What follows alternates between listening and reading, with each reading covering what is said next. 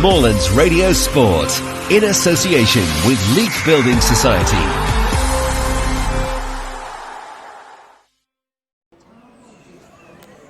Josh, I wasn't there on Tuesday. I know we weren't very pleased necessarily with the performance, but today was a performance. All it required was a goal, wasn't it? Yeah, we can't grumble with the lads' sort of effort, application, and similarly on Tuesday we couldn't.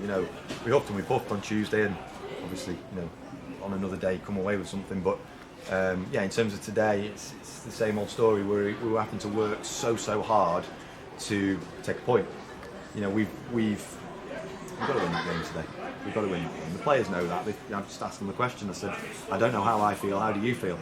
And they said, I feel like it's 2 points drop. We're disappointed. And that's even with obviously Dino pulling off the save when he did in the moment. Big moment for us to get us out of the mire. But we created enough. We could have been ahead at half time. Should have been ahead at half time. And obviously in the second half still we've kept banging at the door. It became a very open game. That was, I think, mainly we like to play with structure and sort of a synergy where we kind of connect and work together through the lines. I felt like their game plan in the second half became, let's cheat and hope that they don't score, and they were almost gambling on us not scoring, and then obviously had to throw up the pitch to counter attack. Those games can become a little bit false at times, and obviously become a bit basketball-y and probably quite entertaining for the neutral, not so much for myself. But again, we've got to take that chance and score that first goal, and I feel if we'd done that today, the nature of the game, and it's easy, it's hypothetical, it's easy to say this, I think we'd have only got 2 or 3 if we'd have got ahead. I really do. You did a number of changes, you shuffled the pack a little bit. Can you explain your reasoning behind that? Yeah, so Gracie come out of the team, he got a whack on his foot on Tuesday. He already picked it up from the Saturday and then got whacked on it again on Tuesday. So we didn't train Thursday. I think if we'd been ahead and we'd needed him to go on and defend the box for us, we'd have been able to do that. But in reality, it wasn't ever going to be something we were going to do today, aside from that situation really. And I think we still are able to bring on creative attacking players. Obviously Wooly was not available on Tuesday, so came off the bench, and Tyrese started, who I thought obviously had a real positive impact. We know what Tyrese is about. He's got incredible speed, and I think if we can isolate people, him 1v1 against defenders, that he's going to get the better of them more often than not. And it's just that then again we're talking about that little bit of quality and that end product. He's got to then pick that out a little bit better at times for us. When Wooly came on and got into that 1v1, he's then picked out as it were Scully in the end, who obviously had the chance. So Tyrese's pace is blistering. He is going to be a real thorn in people's side, but we've just got to get him up to speed, because obviously he's missed a lot of football and hopefully producing a little bit more in product. But we felt it was an opportunity today, and I think that was proven right, that it was a good day for him to come in and get that first start. He's not started a game for us yet with the injury problems he's had. That's right, and Campbell of course came on for his first start. So I thought Hayden's not played for 6 weeks. Scott hadn't played for 7 weeks before Tuesday, and so again I think we can allow him that one mistake that he made, even though obviously it could have cost us in the end. But just said in there, football's about getting your teammates out of the mire, and when a mistake's made like that, and often for goalkeepers and defenders it's one that can be costly. Dino's done incredibly well to make the save, but going back to Hayden, he's not played for 6 weeks, and I thought we got 75 minutes out of him, and some of the quality that he showed at times was really good. He had a shot that obviously whistled past the post early doors, some real nice touches. I think he's got an eye for a pass to unlock a door. There was a couple of real sort of creative little moments, and of course 2 years ago he scored 19 goals for Marine and Curzon respectively. So if we can get him somewhere close to that and allow him to play with that freedom, I think we've got a really good player on our hands. And I think your defender that you've already said made the mistake, I thought he had a great game apart from that. He did, and obviously playing on the left side as well. He's never easy for a right footer, but no, he was really, really good. Do you know what? He's come into the group, he's a leader of men. He's only a young lad. I mean, our average age today was younger. Take Dino out, was younger than 22. He was under 22.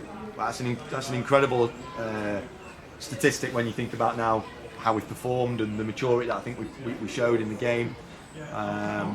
Shent's at 27, and then Lucas Weir at 24 were the oldest 2 players on the pitch for us, aside from Dino, of course. So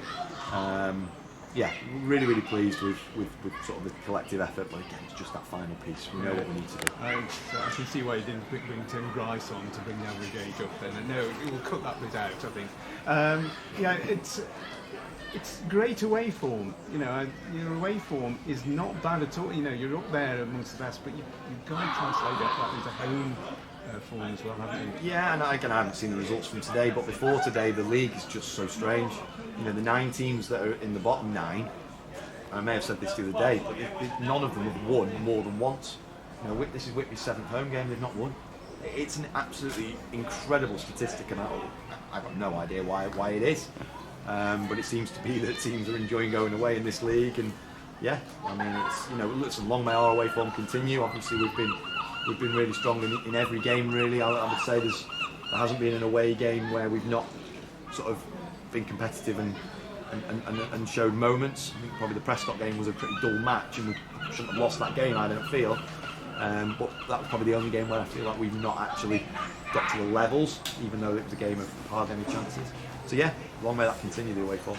And my comments really were, I think there's a real germ of a really good side here. When are you going to get your other players? But you know, you've got players that are not available to selection. Any indication of their progress? Yeah, Liam, we're waiting for a scan on. So any day now, hopefully he'll be in, and we'll get the outcome of the extent of the injury. I don't see him being back very, you know, particularly quickly, because he's still feeling his calf, even just in general day to day. Hursty doesn't need surgery, so that's good. He's probably going to be another. Well, what the idea is for Hursty is to have an injection, which should sort of speed up the healing process. But he needs to make sure that there's enough strength in there first. So I'd say with Hursty, we're probably looking somewhere around 4 to 5 weeks. Billy, hopefully, will be a little bit sooner than that. He's back on the grass now, doing pitch side work with Gilly. So Billy, maybe within the next 3 weeks. You know, and again, these are all time frames that are loose and can change. But that's kind of where we are at with those 3. Dara, obviously the Stoke low knee, who obviously got injured before Prescott, again, not too far away now. So hopefully in the next couple of weeks, if he's not available, certainly for next week, that the next game after that, because of course in 2 weeks' time we don't play. These guys have got to the FA Cup first round. So I would imagine that after next week, there should be, I would hope, maybe a couple returning in, perhaps Bill and Dara as a minimum. And of course, you've got no midweek matches coming up, and that must be really good for you. You can actually work on your tactics, and you can also give rest to people who need the rest. Yeah. I mean, they've put in such an incredible effort, the players. So yeah, you're right. I think the fact that we can manage them through those weeks now, you know, with a bit more control, will hopefully allow us to prevent further injuries. Brendan's just felt his hamstring when he released the ball and he didn't sprint forward. So I haven't sprinted any seconds again, so I felt my hamstring again. So obviously nothing major, but it's just not quite right. So yeah, with the fact that we'll be going Saturday to Saturday now will hopefully be a good thing for us as well. We wanted 3 points, but a point away from home isn't that bad, and you can have a nice trip back home from Whitby. Yeah, absolutely. Thanks, Dave. Okay, thanks, Josh. That is Josh Brehaut in conversation with Moorlands Radio's Dave Stringer.